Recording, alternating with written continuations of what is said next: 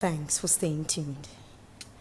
Now, still on some local stories, the African Center for Policy Development and Planning has launched a child education support policy in Accra. The new policy is geared towards supporting and improving the welfare of private teachers, school owners, and the pupils in education. At the launch of the policy, the country director of the African Center for Policy Development and Planning, Teresa Frimpong, urged stakeholders to take advantage of the policy to be protected in times of uncertainties, as the policy provides insurance cover, improvement of school management, as well effective compliance and regulation for all stakeholders.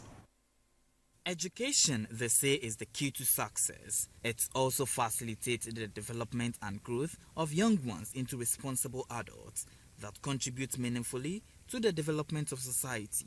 Over the years, the private sector schools have supported government in providing quality education for a good and better future, while creating employment opportunities for teachers.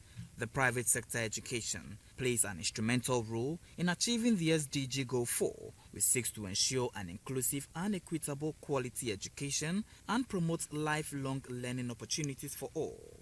But the private sector players of education are faced with myriad of challenges, yet have gained less of government support and interventions. It is at the back of this that stakeholders within the private sector education have engaged and deliberated on a new policy dubbed Child Education Support Policy, CESP, by the Africa Center for Policy Development and Planning. The new policy will address three key dimensions to the child education support, which includes school insurance. This aims at ensuring the life of school owners, staff, pupil, and scholarship, as well as any available assets. The second is School Improvement Program, which focuses on capacity-based training, school management system, and professional debt and arrears recovery, whereas the third is Compliance and Regulation. The country director of the Africa Center for Policy Development and Planning, Teresa Frimpong, at the conference urged stakeholders to take advantage of the policy to be protected in times of uncertainties. For any education system to flourish and achieve its goals, the role of strategic planning is paramount. The availability of supporting mechanisms that guarantees the completion of one's school journey in life cannot be overlooked. These structured guarantees bring comfort and absolute security to the children and parents, where the social and emotional well-being of the child is assured for academic excellence. The impacts that are associated with these educational support plans do not benefit the child alone. It also supports the educational community, its agencies and departments to meet the long-lasting goal of providing successful education to every child.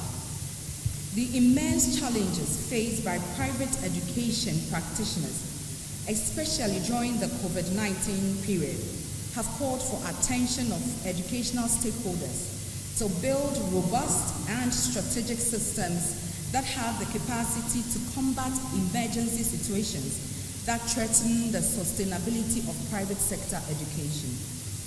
This policy will touch on insurance packages suited for students, suited for parents, suited for teachers and proprietors, as well as the school, as a requirement to commercial property under the Insurance Act of 2021, Act 1061, Section 214, 216, and 218. Other stakeholders in education shared their opinion on the significance of the new policy. Why is any school to take issues of policy as serious? Something might be a framework that guides our operation, even for sustainability. Or you want to do transitions, you have to look at all that. And policies that will have to guarantee children's safety, I think is one of the things that we should all look at. I advise every proprietor, wherever you find yourself in, to look at this policy carefully and then let's exploit it to our advantage. The policy is looking at how best they will be able to give them some sort of incentives in terms of death, critical illness, let's say permanent disability, redundancy, scholarship schemes, providing legal support, and also, let's say, debt recovery systems for the private schools so that parents will feel at ease, proprietors will feel at ease, and at any point in time there are any challenges, they will be able to, let's say, come out from it.